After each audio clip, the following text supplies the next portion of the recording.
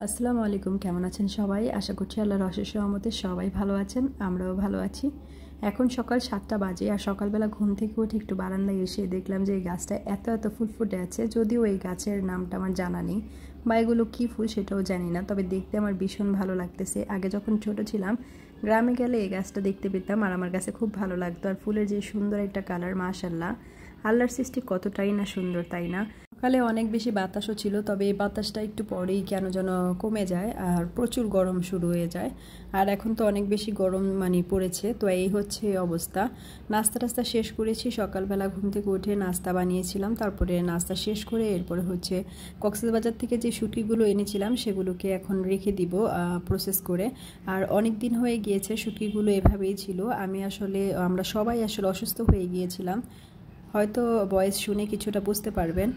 ঘোরাঘুরি করে এসে এতটা বেশি গরম পড়ে গিয়েছে যে সবাই মোটামুটি অসুস্থ। যাই হোক, এখন একটু সুস্থ ফিল করছি। তো আজকে হচ্ছে শুটকিগুলোকে রেখে দিব।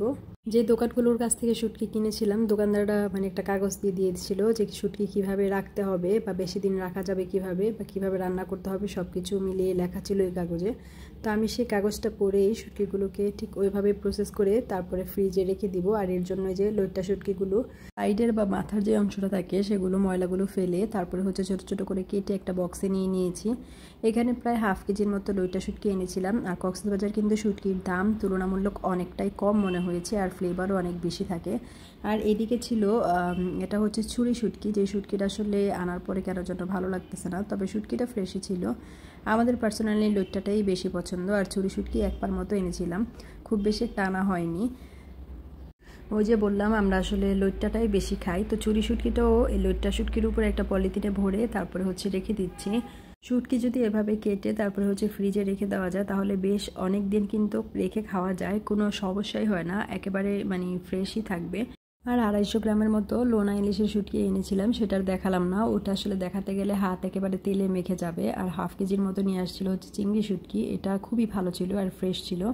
এটা হচ্ছে দুপুরের ভিডিও। এদিকে হচ্ছে আপনাদের ভাইয়া পুদিনা গাছটা একটু মেরামত করছে, যেহেতু আজকে একটু সবারই শরীরটা ভালো। এটা হচ্ছে দুপুরবেলার ভিডিও। দুপুরের লাঞ্চ আজকে ভুনা খিচুড়ি আর হচ্ছে চিংড়ি শুটকি ভর্তা, টমেটো আর পেঁয়াজের সালাদ, লেবু আর ডিম ভেজে নিয়েছিলাম। এটাই ছিল আমাদের দুপুরের খাবার দাবার।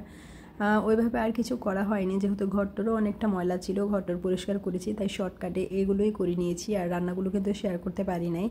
তো এরপরে হচ্ছে সন্ধ্যার পরে আবার একটু ভিডিওটা শেয়ার করছি। সন্ধ্যার পরে হচ্ছে একটু পিৎজা খেতে গিয়েছিলাম। আসলে কক্সবাজার থেকে ঘুরে এসে ছেলের মনটাও অনেকটাই খারাপ ছিল, কারণ ছোট মানুষ তো ঘুরে এসে বাসায় ভালো লাগতেছে না, তাই ওর বাবা আমাকে আর ছেলেকে নিয়ে সন্ধ্যার পরে একটু গিয়েছিল পিৎজা খেতে। তো সেই ভিডিওটা আপনাদের সাথে একটু শেয়ার করলাম। আর এটা একেবারেই বাসার কাছে। তো আজকে ছোট্টখাট্টো একটা ব্লগ ভিডিও শেয়ার করেছি। কেমন লেগেছে সবার? ভালো থাকবেন সবাই, আল্লাহ হাফেজ।